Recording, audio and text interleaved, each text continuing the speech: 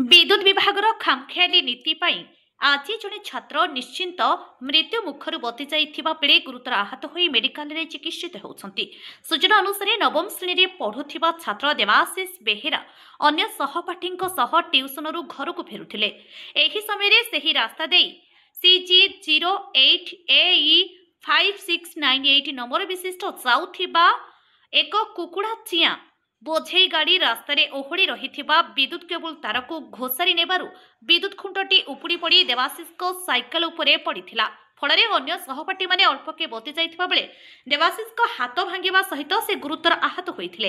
स्थानीय लोके देवाशीष को गुरुतर भावे उद्धार करी सोर मेडिकल रे भर्ती करिथिबा सहित गाड़ी को अटक रखी सोर पुलिस को खबर देइथिले। खबर पाई सोर पुलिस घटनास्थल रे पहुंची गाड़ीटी को जबत करी थाना रे रखिबा सहित घटनार तदंत आरंभ करिछि। तेबे विद्युत तार दीर्घ दिन धरी रास्तार ओहड़ी रहिथिबा बेले ग्रामवासी माने विभिन्न समय रे विभागीय अधिकारी को अभियोग करथिले। विभागीय अवहेला एवं दायित्वहीनता पई एभली घटना घटिथिबा ग्रामवासी माने अभियोग करिसंती। सोररू अंजन कुमार दासଙ୍କ रिपोर्ट अपराह्न लाइव।